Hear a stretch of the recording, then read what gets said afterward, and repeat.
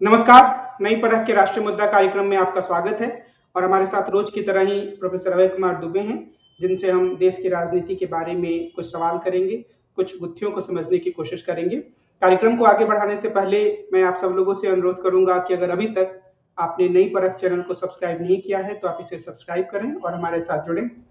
अभय sir नमस्कार। नमस्कार। छत्तीसगढ़ में पहले चरण के चुनाव के लिए मतदान की तारीख काफी नजदीक आ चुकी है जी। और उस पर जो सर्वे आए हैं, अधिकांश सर्वे ने यह दिखाया है कि कांग्रेस पार्टी वहां चुनाव जीत रही है। हालांकि कुछ सर्वे मान रहे हैं कि भाजपा उतनी ज्यादा पीछे नहीं है और कुछ खेल पलट भी सकता है। आप छत्तीसगढ़ की स्थिति को कैसे देखते हैं?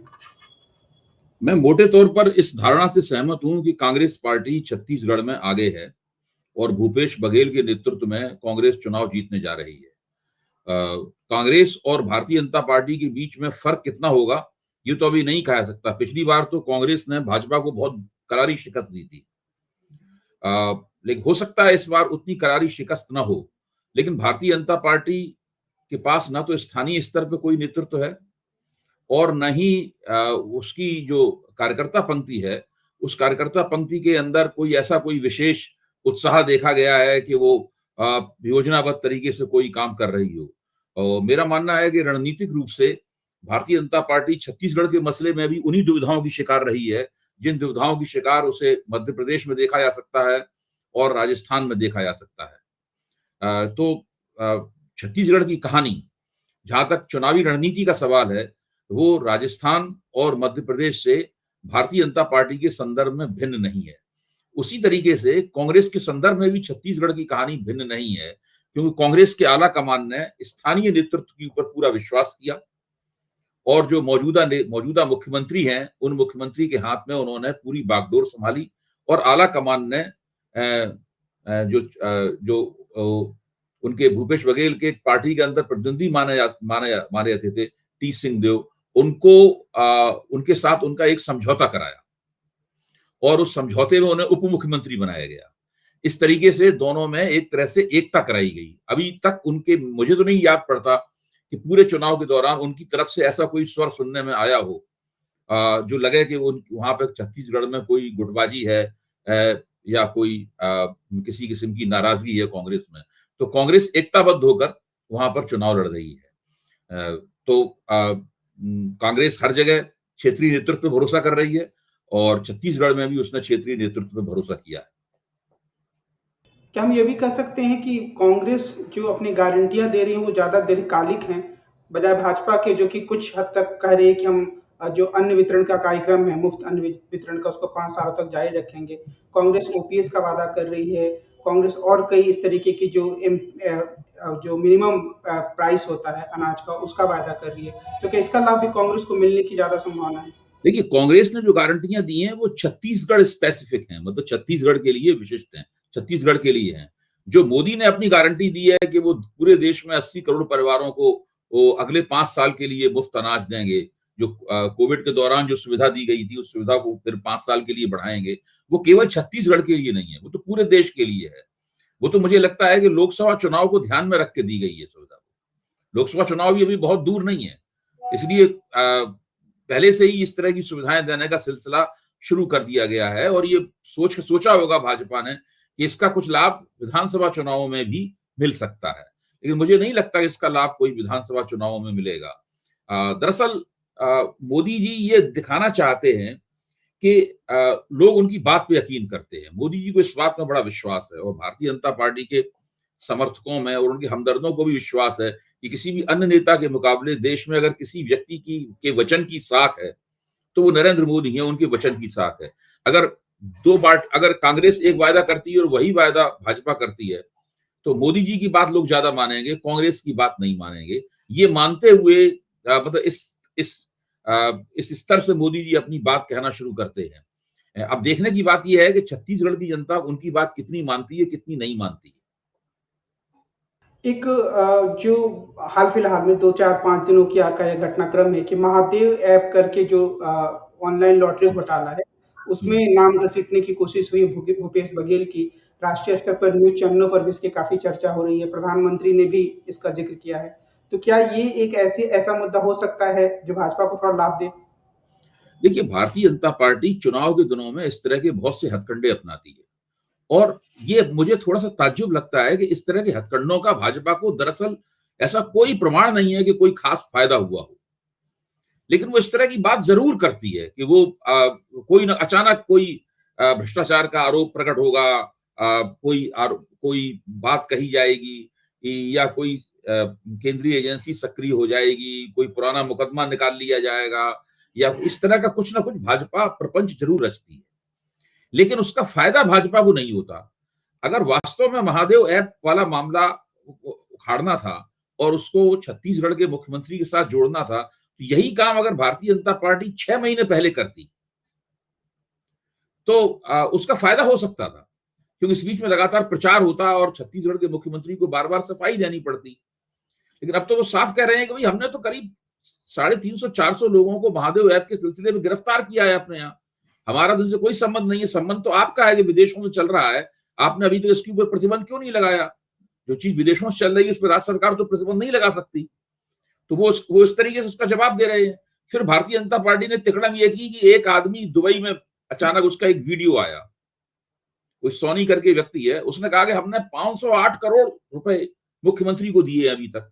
और जब आज दिन में एक टीवी चैनल पर, एबीपी चैनल पर चर्चा हो रही थी, तो वहां पे सारे पत्रकार उस व्यक्ति को देख के कह रहे थे कि इसकी हैसियत तो देखने से लग नहीं रहा कि 5,000 रुपए देने की भी हो।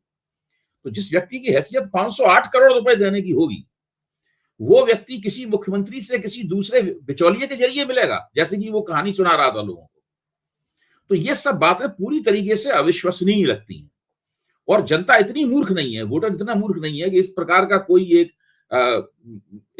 कोई तिकड़म करने से वोटरों का मन बदल जाए।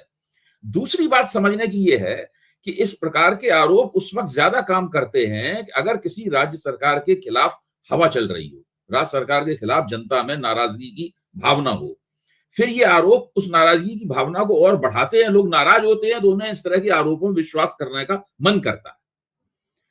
इस वक्त स्थिति यह है कि छत्तीसगढ़ सरकार के खिलाफ किसी भी सर्वे ने नहीं बताया कि कोई एंटी इनकम्बेंसी है। मुख्यमंत्री की पसंद के तौर पर भूपेश बघेल सबसे ज्यादा लोकप्रिय हैं और किसी भी दूसरे नेता के मुकाबले, चाहे रमन सिंह हो या कोई हो, बहुत आगे हैं। हर कोई कह रहा है कि छत्तीसगढ़ में कांग्रेस चुनाव जीतने वाली है।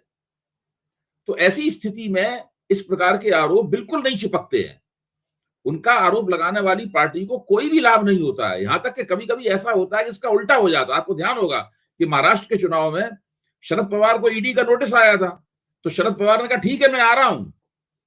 उसके बाद ईडी ने उन्होंने नहीं बुलाया और शरद पवार की सीटें देखिए कितनी बढ़िया आई उस चुनाव में। क्या इस चुनाव में ऐसा भी लगता है कि भारतीय जनता पार्टी के जो चुनाव प्रचार करने का तरीका रहा, कांग्रेस ने उससे ज्यादा बेहतर तरीकों को अपनाया? क्योंकि पहले हुआ कि प्रधानमंत्री के नाम पर चुनाव लड़ा जाएगा और फिर कई दिनों तक प्रधानमंत्री की कोई रैली ही वहां नहीं हुई। तो क्या ये भी एक भाजपा की खामी दिखती है यहाँ पर भी और अन्य राज्यों में? देखिए, मुझे क्या लगता है कि भाजपा जिस तरह से वसुंधरा राजे को नापसंद करती थी या जिस तरीके से वो शिवराज सिंह चौहान को नापसंद करती है, मतलब भाजपा कहने का मतलब है भाजपा का आला कमान, उसी तरीके से भाजपा का आला कमान रमन सिंह को भी नापसंद करता था। अब मैं फिर वही बात कहूंगा जो कल मैंने मध्य प्रदेश के संदर्भ में कही थी। 2018 में रमन सिंह भूपेश बघेल और कांग्रेस के हाथों बुरी तरीके से पराजित हुए। यानी उनकी अभी तक की जो सरकारी उपलब्धियां थी वो सिफर में बदल गई और उनकी पराजय मध्य प्रदेश जैसी मार्जिनल नहीं थी, न राजस्थान जैसी मार्जिनल पराजय थी। भाजपा का रमन सिंह के नेतृत्व में सूपड़ा साफ हो गया था। उस वक्त केंद्रीय आला कमान को चाहिए था कि रमन सिंह को सीन से पूरी तरह हटाता, उनको बुला के कहता कि अब आप रिटायर हो जाइए, अब आप आशीर्वाद दीजिए नई पीढ़ी को, आप 15 साल मुख्यमंत्री रह लिए और अब हम एक नए नेतृत्व को आगे बढ़ाएंगे। फिर एक दो बार नए नेतृत्व को कुछ आजमाया जाता और उसमें किसी एक व्यक्ति की पीठ पे आला कमान अपना हाथ रखता, मोदी जी उसे अपना आशीर्वाद देते, अमित शाह उसको प्रोत्साहित करते, जगत प्रकाश नड्डा उसकी मदद करते और धीरे धीरे 5 साल में वो नेतृत्व खड़ा हो जाता, वो विपक्ष की भूमिका निभाता। कांग्रेस को छत्तीसगढ़ में सबसे बड़ी सुविधा यह है कि 5 साल तक भाजपा की तरफ से किसी ने विपक्ष की भूमिका नहीं निभाई। आपको ध्यान होगा कि जब भूपेश बघेल रमन सिंह की सरकार के साथ विपक्ष के नेता के तौर पर संघर्ष कर रहे थे, तो उनकी भूमिका से हम सब लोग परिचित थे। वो जेल भी गए, उन्होंने सड़कों पर उतर के संघर्ष किया, उनके खिलाफ साजिश भी की गई, सीडी वीडी भी बनाई गई, वो सब भी झूठ निकला। और जब कांग्रेस चुनाव जीती तो वो कांग्रेस की मुख्यमंत्री पद के लिए स्वाभाविक पसंद साबित हुए, क्योंकि वही कांग्रेस के अध्यक्ष थे भाजपा के मुकाबले। जैसी भूमिका भूपेश बघेल ने विपक्ष के नेता के तौर पर निभाई थी, वैसी भूमिका भारतीय जनता पार्टी के अंदर किसी ने नहीं निभाई। आज भाजपा के लोग भी विश्वास पूर्वक नहीं कह सकते कि पिछले 5 साल में उनका नेता कौन था वहां पर। तो भाजपा छत्तीसगढ़ में अभी से नहीं, पिछले 5 साल से एक नेतृत्वहीन पार्टी रही है। जहां तक भाजपा पे संस्थागत कब्जे का सवाल है, वहां रमन सिंह अपना आसन जमाए बैठे रहे, उन्होंने और किसी को आने नहीं दिया, और आला कमान ने उनको हटाया नहीं, किसी को जगह नहीं खाली करवाई। तो ऐसा क्यों हुआ? अब मैं अपने आप से भी पूछता हूं, तो आप भी जरा इस बात पे सोचिए, भाई ऐसा क्यों हुआ? आला कमान ने ऐसा क्यों होने दिया? एक ऐसी पार्टी आला कमान ने, जिसके बारे में माना जाता है कि वो दूरंदेश है, शक्तिशाली है, सोच के चलता है भविष्य की, बहुत रणनीति कुशल है, उसने ऐसा क्यों किया? इसके पीछे धारणा ये मुझे लगती है कि किसी को नेता बनाने की क्या जरूरत है? मोदी जी के नेतृत्व में चुनाव लड़ा जाएगा, अगर हम जीत गए तो हम अपने प्यादे को बैठा देंगे किसी को, और अगर हार गए तो भी क्या फर्क पड़ता है? पिछली बार भी 2018 में भी हार गए थे, 2019 में लोकसभा का चुनाव जीत गए थे। अगर हम हार गए 2023 में, तो 2024 में लोकसभा का चुनाव जीत जाएंगे। तो मुझे लगता है कि भाजपा वाले लगातार इस ख्याल में हैं, मोदी जी और रणनीति क्या कहे, अगर हम विधानसभा का चुनाव हार भी गए तो अभी हमारा क्या बिगड़ने वाला है? हम तो 2018 में भी हार गए थे, फिर भी तो पिछले 5 साल से इस देश के ऊपर शासन कर रहे हैं, फिर हम छत्तीसगढ़ की सारी सीटें जीत जाएंगे। तो ये है पूरा भाजपा का मूड, राजनीतिक मूड, ये पूरी भाजपा की रणनीति है। वो इस बात पे विश्वास कर रहे हैं कि ये चुनाव हार भी गए तब भी हम 2024 में 2019 को दोहरा देंगे। ये जो विधानसभा का चुनाव है, खासतौर पर छत्तीसगढ़ के संदर्भ में, वहां पर हम केंद्रीय स्तर पर उठने वाले मुद्दों की कितनी भूमिका देख सकते हैं? जैसे कि राहुल गांधी अन्य राज्यों में भी ये मुद्दा उठाते रहे कि भाजपा के लोग आदिवासियों को वनवासी कहते हैं, आदिवासी नहीं कहते हैं, या फिर जाति जनगणना का मुद्दा हुआ, जिसके बारे में अमित शाह ने कल बिहार में कहा कि इसमें यादवों की और मुसलमानों की संख्या ज्यादा दिखाई गई है। तो इस तरह के मुद्दे क्या राज्य विधानसभा के चुनाव को प्रभावित कर रहे हैं? देखिए, मैं ये बात विश्वास पूर्वक मानता हूं और इसको बार बार कहता हूं, वोटर उस पार्टी को वोट देता है, उस सरकार को दोबारा लाना चाहता है जिस सरकार ने डिलीवरी की हो। या डिलीवरी का मतलब है सुशासन, और सुशासन में ये लाभार्थी योजनाएं नहीं आती हैं। मेरी निगाह में, मेरा जो परिप्रेक्ष्य है उसमें लाभार्थी योजनाएं जो होती हैं, जिसमें रियायती दर पर लोगों को चीजें दी जाती हैं, नकदी ट्रांसफर किया जाता है, ये सब मैं सुशासन का अंग नहीं मानता हूं। सुशासन का मतलब हुआ कि लोगों को कानून व्यवस्था के मामले में राहत मिली कि नहीं मिली। सुशासन का मतलब हुआ सड़कें बनी कि नहीं बनी। सुशासन का मतलब हुआ बिजली पहुंची कि नहीं पहुंची। शिक्षा व्यवस्था की हालत क्या है, राज्य में शांति रही कि नहीं रही, लोगों को, किसानों को उनकी फसल का मूल्य मिला कि नहीं मिला, खाद पानी की व्यवस्था अच्छी हुई कि नहीं हुई। अब छत्तीसगढ़ जो है वो किसानों का राज्य है। 70% से ज्यादा, सारे देश के औसत से ज्यादा 70% से ज्यादा आबादी किसान खेती के कामों से जुड़ी हुई है। उस सवाल पर भूपेश बघेल की सरकार का कामकाज कैसा रहा, ये एक बहुत बड़ा सवाल है। अभी तक जो खबरें मिली हैं उससे अंदाजा लगता है कि छत्तीसगढ़ के किसान भूपेश बघेल की सरकार से इन तमाम मामलों में नाराज नहीं है, और उन्होंने इस सरकार को परखा है और उन्होंने, सरकार ने उनकी मदद की है। इस बीच में उनका जीवन ठीक रहा है। जैसे कांग्रेस के प्रवक्ता बार बार कहते हैं कि भाई छत्तीसगढ़ में बेरोजगारी की दर सबसे कम रही है। जिस राज्य में खेती फल फूल रही होगी वहां बेरोजगारी कैसे बढ़ेगी बताइए? खेती तो स्वयं रोजगार देने का बहुत बड़ा साधन है, उद्योगों से भी बड़ा साधन। बड़े पैमाने पर जो मास एम्प्लॉयमेंट है वो खेती के जरिए जनरेट होता है। तो ये चीजें भूपेश बघेल के पक्ष में जाती हैं। राहुल गांधी वहां पर क्या कह रहे हैं, राष्ट्रीय बातें क्या बोल रहे हैं, राष्ट्रीय मुद्दे क्या कह रहे हैं, इस आधार पर वो कोई चुनाव वहां पर जीतने वाले नहीं है। ये चीजें तो उनकी, चूंकि सरकार पहले से ही लोकप्रिय है, उनका चेहरा लोकप्रिय है, उनका शासन लोकप्रिय है, तो ये बातें जो हैं वो वैल्यू एडिशन करती हैं। मूल्यवर्धन करती हैं। ये बुनियादी कारण नहीं है जिनकी वजह से भूपेश बघेल जीतेंगे या नहीं जीतेंगे। और आपकी टिप्पणी क्या रहेगी अमित शाह के इस बयान पर कि बिहार में जो जाति सर्वेक्षण किया गया, उसमें मुसलमानों और यादवों की संख्या को बढ़ाकर दिखा दिया गया? देखिए, अगर ये टिप्पणी मेरे या आपके ऐसा कोई व्यक्ति करता तो कोई बात होती। तो देश का गृह मंत्री कर रहा है टिप्पणी, उन्हें तो ये बात सब प्रमाण कहनी चाहिए। अब तो काफी दिन हो गए, 2 अक्टूबर के दिन आई थी जातिगत जनगणना, 1 महीने से ऊपर हो गया।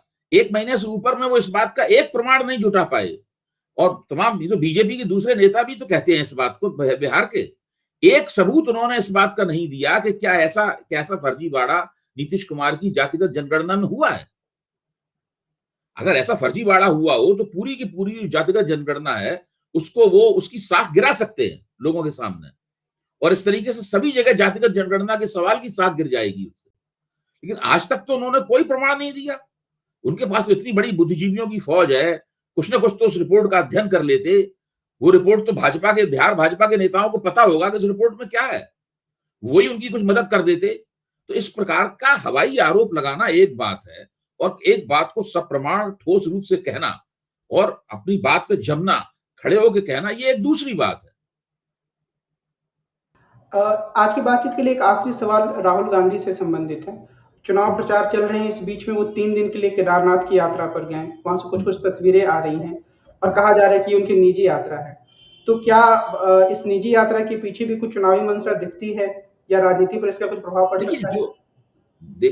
भारत में हर चीज राजनीति के जरिए संसाधित होती है, ऐसा कुछ भी नहीं है। नेताओं का व्यक्तिगत जीवन भी राजनीति के जरिए संसाधित होता है। अब आज अशोक गहलोत जब सरदारपुरा से अपना पर्चा भरने के लिए गए तो वो अपनी बहन के पास गए, उनकी बूढ़ी बहन ने उनको मिठाई खिलाई, तिलक किया और आशीर्वाद दिया। और तो वो ये इसकी भी बाकायदा मीडिया ने पूरी खबर ली और उनको टीवी पे दिखाया गया। जब वो घर से बाहर निकल रहे थे तो उन्होंने इंटरव्यू दिया और अपना दावा किया कि हम तो 155 सीटों की तरफ 156 सीटों की तरफ जीत के बढ़ रहे हैं। तो हर चीज का एक राजनीतिक महत्व होता है। एक तरफ भारतीय जनता पार्टी दावे कर रही है, आज का आपने भास्कर अखबार पढ़ा होगा, उसको देख के लगता है कि वो तो अयोध्या में पता नहीं क्या करने वाले हैं। बता रहे कोई विदेशी कलाकार आएंगे देश विदेश के, वो साल में 365 दिन रामलीला करते रहेंगे वहां पे। यानी उसको वो त्रेता युग में, भाजपा का दावा आया है कि वो अयोध्या को त्रेता युग में ले जा रहे हैं, कलयुग से निकाल के वो रामचंद्र जी के युग में ले जा रहे हैं, भगवान राम के युग में ले जा रहे हैं, त्रेता युग में। तो अब एक तरफ इस तरह के दावे हो रहे हैं जैसे कि एक ऐसी दुनिया बसाई जा रही है जिसका उस बाहर की दुनिया से कोई ताल्लुक नहीं होगा, और उसके अंदर नई टेक्नोलॉजी का इस्तेमाल किया जाएगा, देश विदेश से लोग आएंगे। वो जो योजना है, मतलब वो योजना ऐसी है, उसको पढ़ के सिर चक्कर खा जाता है कि पता नहीं क्या चमत्कार वहां पे होने वाला है। तो एक तरफ जब ये बातें की जा रही हैं तो दूसरी तरफ विपक्ष के नेता भी कुछ उसकी काट करने के लिए कुछ ना कुछ करेंगे। तो आप इस तरह से राजनीति चल रही है। मतलब हम ये कह सकते हैं कि जो राम जन्मभूमि का, राम मंदिर बनाने का मसला है, भाजपा उसको इस चुनाव में भी बनाने की कोशिश कर रही है। एक काफी भाषणों में भी इसका जिक्र हो रहा है, खबरें भी ऐसी आ रही हैं। हाँ, वो इसका कर रही है। जनवरी में 27 जनवरी या 22 जनवरी को वहां की प्राण प्रतिष्ठा होगी। उसमें निमंत्रण उनको नरेंद्र मोदी को आके दिया गया है उनके निवास स्थान पे। उन्होंने उस निमंत्रण को औपचारिक रूप से स्वीकार कर लिया है। अब वहां पे कई घंटे वो पूजा करेंगे। उस सब का मीडिया पे प्रसारण होगा और बिल्कुल वो भगवान राम के अवतार बनकर ही निकलेंगे वहां से। भगवान राम के अवतारी प्रतिनिधि बनकर वहां से निकलेंगे और फिर सारे देश की जनता को भी संबोधित करेंगे। वहीं से राष्ट्र के नाम संदेश भी प्रसारित होगा। पता नहीं क्या क्या होगा। मैं लेकिन फिर भी ये मानता हूं, नरेंद्र मोदी की 2024 में जीत हार उनकी डिलीवरी पर आधारित होगी। उन्होंने सुशासन किया है कि नहीं किया है, इस बात पे आधारित होगी।